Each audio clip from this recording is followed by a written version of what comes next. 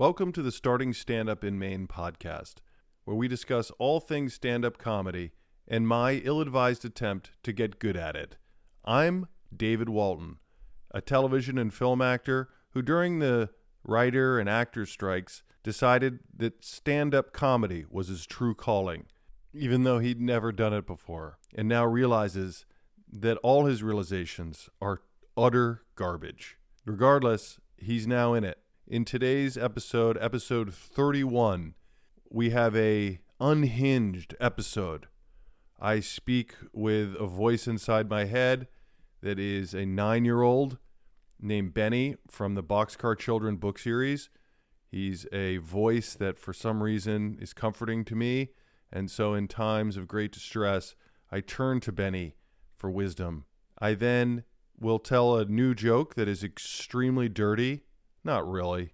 It's dirty. I tell the joke to Benny, and then I discovered an old rant of mine that was the origination of a topic that I cannot get out of my mind that I'm trying to crack into jokes. The topic is how much it sucks that the entire purpose of life is to just be a widget that makes money. Thank you for being here. Please enjoy episode 31 of Starting Stand Up.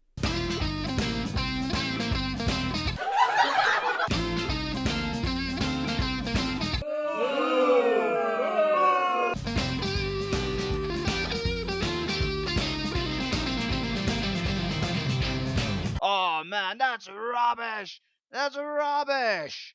Hey, Benny, it's been a while. We started the whole podcast with you. It's kind of weird. I haven't invited you back on. Well, that's okay.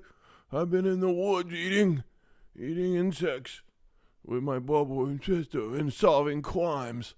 Yeah, I just wanted to apologize for not having you back on. We've been going for about 6 months now. And because you're my confessional, I'm just going to start right off. Is that all right? Well, sure. All right. So what's going on is that, I'm just not doing stand-up anymore. What do you mean? Well, I haven't done it in like 4 weeks, and I don't feel like writing. And yeah, I really don't. It's like when I start acting, when I start getting auditions again, I'm like, I fucking love this. I mean, I don't necessarily love the auditioning, but I'm like, I'm so jacked up to get those things cooking that I don't give a fuck about stand-up. Well, that sounds okay. I mean, we all have rhythms that we go through when we're doing things. You know, sometimes you're wholeheartedly with a creative project, and then sometimes you have to back off. Yeah, that's really sound advice, Benny. I don't know how you know that at such a young age, but it reminds me of Rick Rubin's advice of having 3 creative projects going at the same time so that you can excuse me, I have tuberculosis, but so you can, if you're not feeling one creative project, you can switch to the other. Yeah, Rick Rubin is a incredibly hairy man. Yeah, I agree. But he's a really cool dude, and obviously he's the greatest vibe music producer of all time. I mean, nobody has made more incredible records or helped make more incredible records than him, I would argue. And I don't think a lot of people would argue with me about that.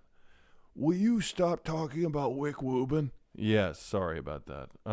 Anyway, so that's really what's going on, is that I'm just, what the fuck am I doing? But there's also a little Tweety bird in me that's just saying, just ride it out. Life's a little chaotic. We're in transitions. You are a toddler, so any transition is kind of upsetting. But yes, it's spring, it's summer. The kids are, they're calling it Maycember. Did you know that, Benny? Maycember? Yeah, Maycember. There's so much shit to do with your kids in May with all the proms and dances and field trips and events that people feel like it's Christmas. They have the overwhelm of Christmas in May. Oh, man, I don't know what you're talking about. Yeah, don't worry about it. That being said, Benny, can I tell you a joke that I got inspired to write right after I imitated Anthony Jeselnik in the last episode? Sure, I would love jokes. Yeah, I'm not so sure you're going to like this one, but we'll give it a shot. Just to preface, Benny, Anthony Jeselnik is really dark and dirty, and all his jokes are really off color, blue, as they call it. And so after I did it, I was like, oh, but there's a rhythm to it. And this is sort of my first attempt to kind of do an Anthony Jeselnik type joke for myself. So anyway, here it goes. I hope you like it.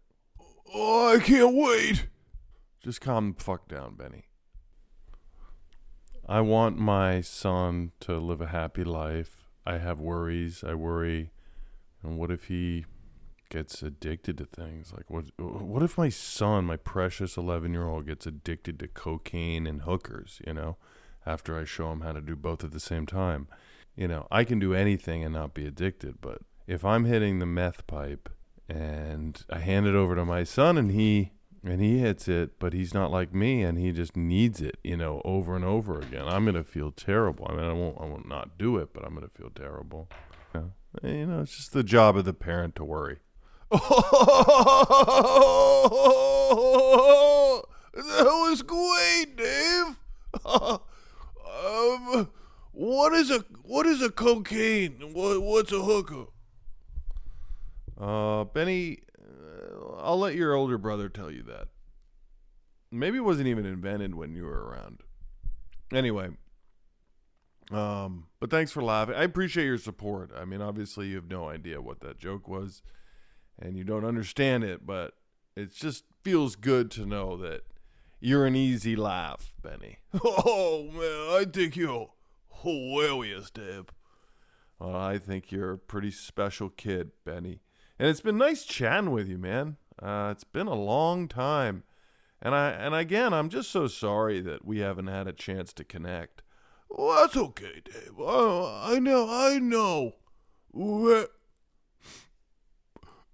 want me so much.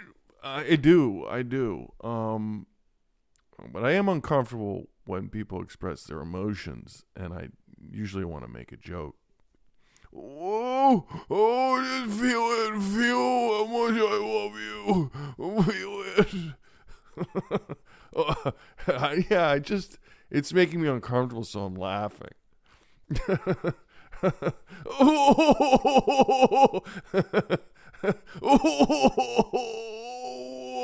Oh, my love for you is so deep. All right. You take care, Benny. This is weird. All right. Well, that was me with Benny again. Hope you guys enjoyed that.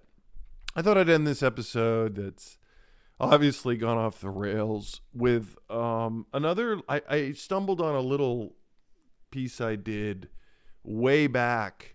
It is where I discovered the joke. It's weird because I'm recording. I'm discovering where these ideas come from. Now there are what I'm saying is that there are recurring ideas for jokes. Now there's a joke that I'm mulling over, or something, a topic, which is just this sort of cynical, dark view of infancy and capitalism, where essentially, now I'm a pro-capitalist, and it's like, it's the best system there is. I don't want another system.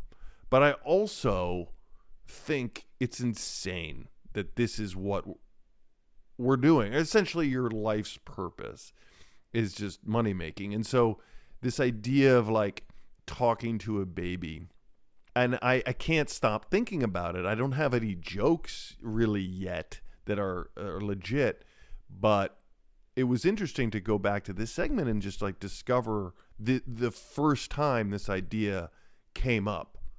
And it involves Jimmy Buffett, and it involves gambling, and just some random thoughts. But please enjoy.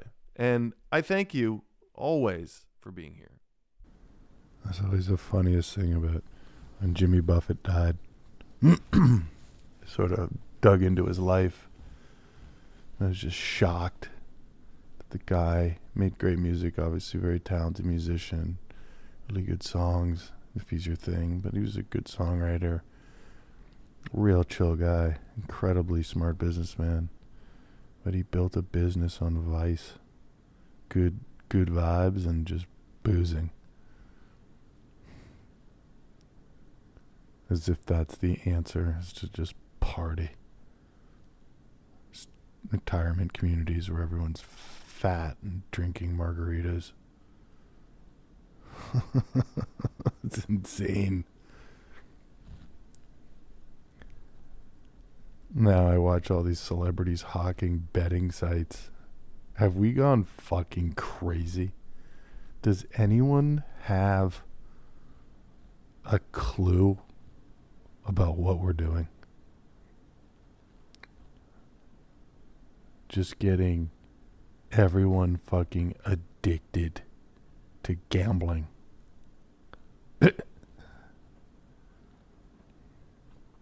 Everyone just fucking locked into the money pipe, just heroining cash straight into their veins. Give me the fix. Money. Holy shit. What is this game we're playing?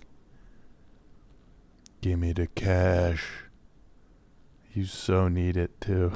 You're so fucked if you don't have money. You're homeless. Hello, welcome to the world. Now, here's the point. You need to make money. That's the point of your life. Making dough. Because if you don't, you are going to be homeless. And you're going to starve to death. Those are the stakes. It's insane. Hi, look at you. You were just born. What a beautiful little baby. I bet you just can't wait to grow up and grind your fucking ass off to make money. I mean, there's no other way to do it, but it's just absurd to me that that's more than ever in the history of the world. Just about the dough. Back in the day, farmer living off the land, it was just like you just need to grow what you're gonna eat, and you're good. Just need to eat, build the rest. Go chop down a tree, whatever. Not anymore. Now you're plugged in to the fucking grid. You're a widget. Okay, that's it for this week's episode. I'm going to finish it off by borrowing a sign-off from one of the great podcasts out there. It's called the Huberman Lab podcast. And what I'm doing is replacing his stuff with my stuff. I'm plagiarizing him, and it's wonderful. So here we go. If you're learning from and or enjoying the Starting Stand Up podcast, please subscribe. That is a terrific zero-cost way to support us. In addition, please follow the podcast by clicking the follow button on both Spotify and Apple. On both Spotify and Apple, you can leave us up to a 5-star review. Check out the sponsors mentioned at the beginning. Oh, that's right. I don't have any sponsors.